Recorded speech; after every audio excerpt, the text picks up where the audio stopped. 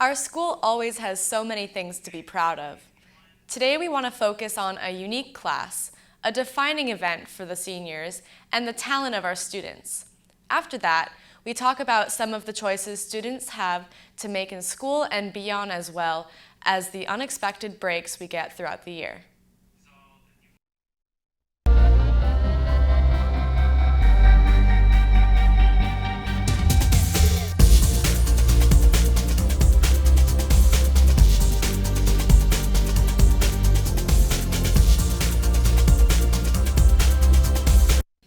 Welcome to Wildcat News. I'm your host, Erin Eicher, here to give you the need to know about our high school. School food has always held a sort of infamous reputation, with countless jokes being made about the quality of mystery meat. But the lunch ladies aren't the only people in our school making food, as one class is harvesting a sweet treat right from the school grounds. Warwick, at its core, is a rural farming town, and while some students lean more towards technologically advanced classes, such as computer science and robotics, the high school also offers students chances to get in touch with Warwick's roots through our many agricultural programs. Land, Food, and People is a great introductory class because it's constantly changing and gives kids a lot of variety so they can see what they're interested in agriculture. It deals with animal science, plant science, mechanical science, and food science. A lot of the food science projects that we make in class have to do with seasonal fruits and vegetables that we can get. Students have opportunities to engage with animals as well as learn about their environment. While their previous topic of learning to identify trees may not have been the most exciting part of the course, it led to a hands-on project that led the students outside the classroom. Our class learned about maple syrup and its importance to our economy. Thankfully, we live in the Northeast, which allows us to have lots of maple trees, which we can produce maple syrup from. Vermont is the #1 state for maple syrup production, and New York is the second state for maple syrup production. There's a lot of maple trees around us, which makes it really convenient. The students' latest endeavor involves a breakfast staple, because what are pancakes without syrup? They're learning the art of tree tapping, a process which has roots in colonial America and continues to this day, with America owning around 13 million commercial taps. Late winter is perfect for it too, as the temperature fluctuates between below freezing at night and above freezing during the day, which are ideal conditions for tree tapping. The next lesson for the students would be learning the tools of the trade. So when tapping trees for sap, you're going to want to prepare a bag with a drill, battery, and a 7/16 drill bit. You're going to want a hammer, the tap itself, and then a hook to attach the tap to the bucket. And a lid to cover the bucket with. So when getting ready to tap the tree, you want to start with your drill and go at chest height, 1.5 inches into the tree. Then what you would do is you would take this hook, put it on the back of the tap, and then into the hole that was just made, you'd line this up and just lightly tap it. And then once that's in nice, you would take the bucket and then just hook it right on there. And then you would cover it with the lid. Once the students learned the delicate art of tree tapping, it was time to find the right maple tree to tap. While one group had an obvious target, being the large tree right outside the Land, Food, and People classroom, the other group had to trek out into the woods behind the track to search for a tappable tree. To identify the trees, you can look at the buds on the branches if they're opposite or alternate, and when they're opposite, it's a maple tree. Also, the color of the bark also depends on the type of tree. It's going to take a lot of sap to make a ball of syrup, though, as 40 gallons of sap makes a mere gallon of syrup. But this syrup will be harvested, boiled, and sugared all on school grounds in our brand new sugaring shack. So the process of turning sap into sugar is actually very simple because we start with one ingredient, basically, which is sap. So sap out of the tree contains sugar, minerals, and other nutrients. And so what happens is basically just boiling, evaporating that sap. As the students work towards their delicious goals, it's still important to remember that all of their projects are working towards their final practical exam, where the skills they learned will be put to the test. Land, Food, and People is important because it's an agriculturally based class. Agriculture affects everyone. We focus on sustainability. Technology is ever changing, and the basics, getting back to the basics of why we are trying to improve our lifestyles and provide good quality food and textiles for people is never going to change. All right, the way that we do it and the technology and the means that we use, those will change, but the goal never changes. So this is nice because kids can apply the skills that they learn in other classes and actually do something with the skills that they learn. Schools are institutions that prepare children for the future, but while that may conjure up visions of technology, it's also crucial to remember that some may aspire to succeed in the field of agriculture, and students should have the chance to be as prepared. This is Matt Doherty with WVTV, signing off. Food is definitely on the mind with our next story too. Not just food, but decorations, themes, clothes, dates, even flowers. There's just so much to get ready before this big day and so little time. Prom is only a few months away, and the whole school is buzzing with excitement over the theme, color palettes, and decorations. Those choices have fallen into the hands of a few students who make up the prom planning committee under the guidance of one of our most beloved teachers. The prom committee helps to design the centerpiece, come up with a theme, we come up with a color scheme. They also help create the centerpieces, so anytime we buy them, they will put them together and we kind of all just come up with what the theme is and kind of how the night will go. Something else is we pick out the food.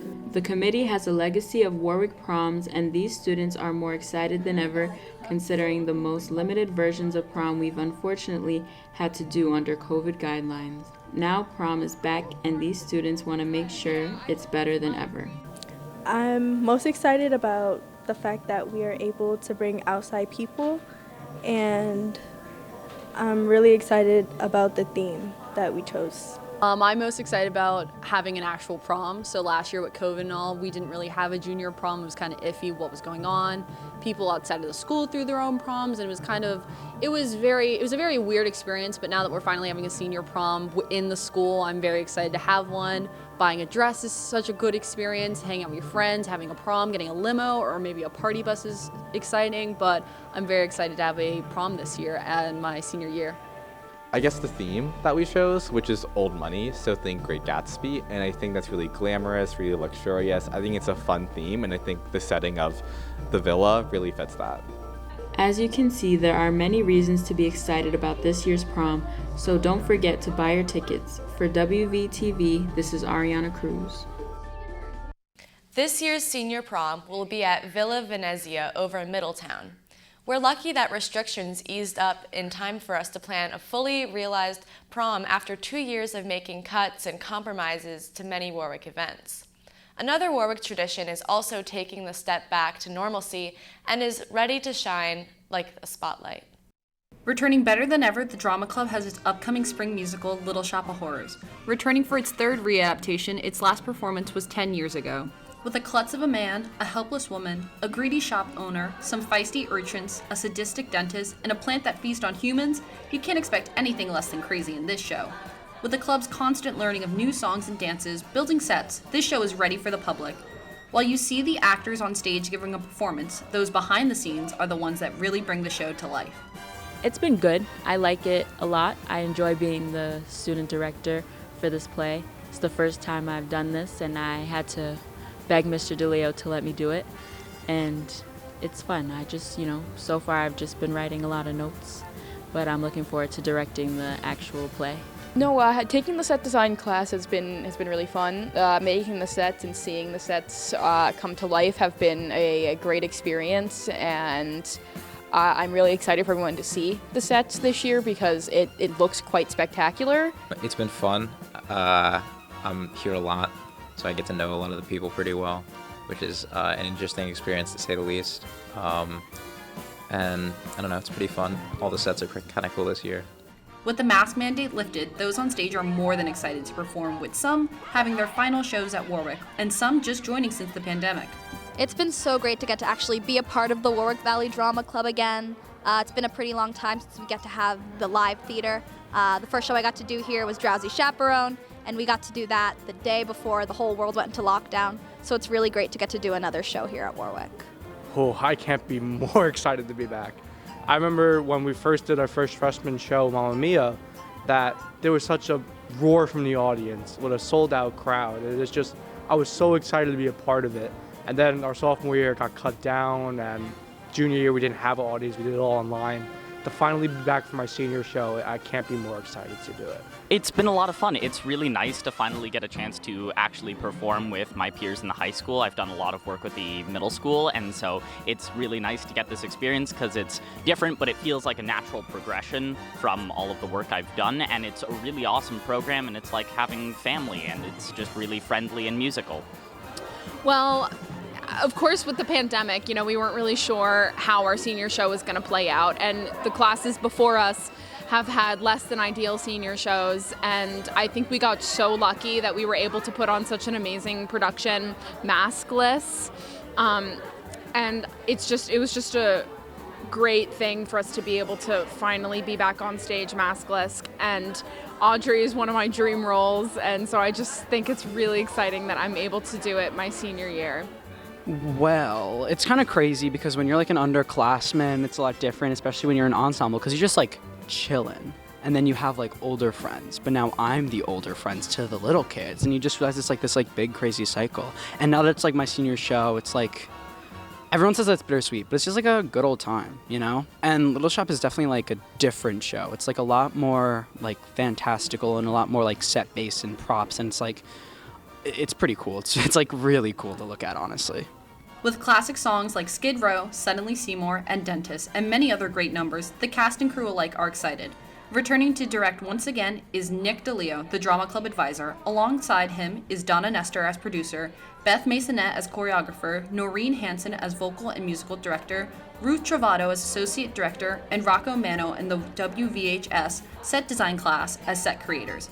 With this being its third revival, the advisors that can do the most in the club all get to experience a new light with each cast. It's been a blast. So excited to be coming back doing another musical here after, having a really kind of short end in 2020. So this is really magical to be able to come back and put a musical on the stage after our fall production. With the play, I don't think that everybody realizes how much of a task it is. It's not, everyone shows up and they're there on Friday or Saturday night and they're watching the play and they just see the final product, but the pieces to putting that together are huge. You have the music, you have the dancing, you have the lighting, you have the stage production and the set, you have the acting, and you have to bring all that together and time it perfectly. And it's such a huge undertaking, and every year Mr. DeLeo and his team make it look so easy, but it's not. And it is so exciting that we're back. It will be mask optional, but we're extremely excited to have the play back coming up next weekend. So. I am very excited. As everyone knows, this is my third time doing the show, and any director who does a show 3 times must really love it. I am excited. The cast is great.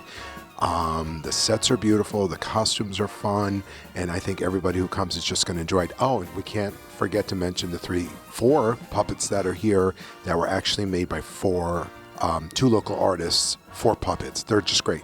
Little Shop of Horrors performed this weekend with a stellar performance from the cast and crew. So make sure you see another performance next year and experience the amazing group that is the Drama Club. This is Erin Delamoto from WVTV, signing off. Little Shop of Horrors was performed in front of a delighted audience who got to see the story of a talking plant, an evil dentist, a lord of band-aids, and a sassy poor people.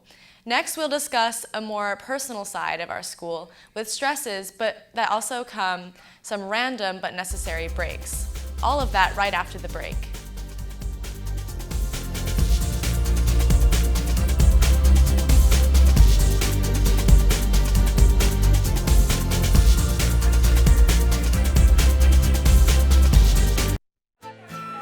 Have you ever wanted to go somewhere with a fantastic, welcoming atmosphere and a must-visit in Warwick? Halligan's Public House is the best place for you and the whole family. At Halligan's, the list of expectations are set since they have high-quality food and drinks. Some of the highlights include the country burger, the French onion soup, as well as plenty more mouth-watering dishes. The tacos here are the most amazing tacos ever. You can't have high-quality food without an amazing staff. The staff works hard to please the customers, and trust me, they do an excellent job at it, making high-quality drinks. I like a double Jameson with ginger ale. With the stellar service and top-notch food, it is complete with a welcoming, family-friendly atmosphere. But on Friday nights after dark, the doors are open for great music and drinks for adults. Halligan's Public House, your home away from home, located at 22 West Street in Warwick, New York.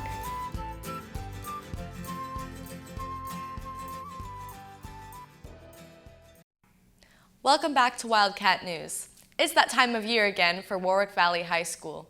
Students are constantly being called down to make their schedules for next year.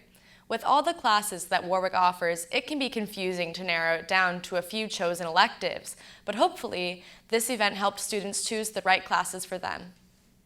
Movement of middle school to high school is a big step in a student's academic and athletic career. One step is choosing which class to take. The elective fair is an important part of this process. Here, you can see what classes you may be interested in and what they have to offer. This is shown through the arts, technology, sciences, and others. One teacher gives me her thoughts on the elective fair. My high school did not offer an animal science program. We also didn't have an agriculture program, which is something that Warwick should take pride in, because kids can have firsthand experience. These are great classes for kids that enjoy hands-on opportunities. Kids have an opportunity to learn about different theory of engines and also raising animals, and then have firsthand experience at getting the job done, which is key. No matter what courses a student takes to further their education, there's a course for everybody at the elective fair. Electives can be some of your favorite classes and offer a nice break from the usual stress that comes with your core subjects. Another classic school moment that can offer a respite, especially in a time where it feels like school holidays are slim, seems to be controlled by one man who doesn't even live here.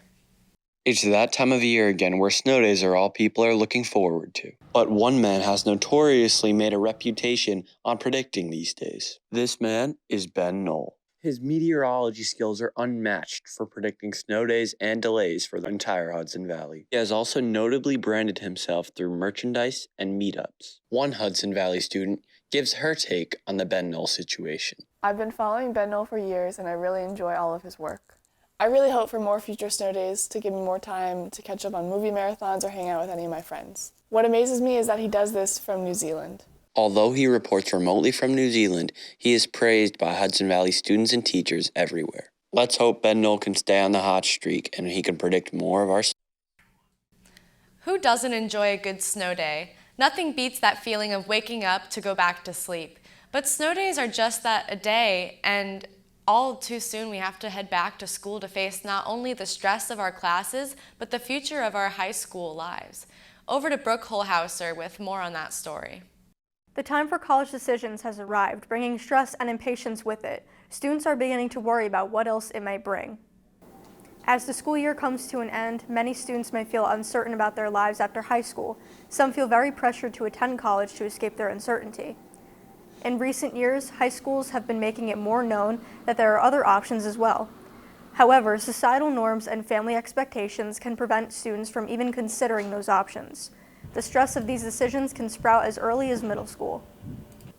With being in the last year of middle school, in the last half of 8th grade, the school and everyone is making us take our choices for electives and choose all our different classes and courses.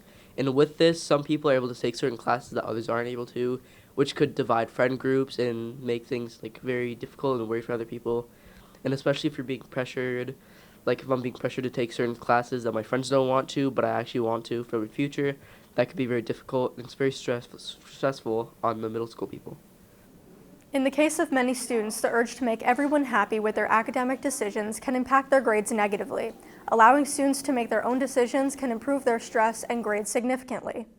As students continue to figure out what will happen for them after high school, it is important for them to have support. The future can be intimidating, but it's important to remember that you can't really fully control it sometimes. You just need to believe that things will work out the way they're supposed to.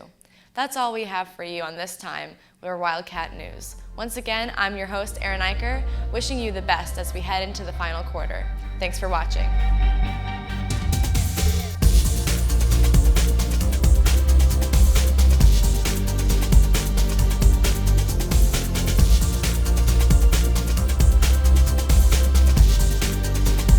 Roll over. When you adopt a shelter pet, you discover all the things that make them unique. And your mother. They're a little bit of a lot of things, but they're all pure love. When we adopt a shelter pet, we discover they're a unique mix of all kinds of things. There it is. Keep going with it. Leo! They're a little bit of a lot of things, but they're all pure love.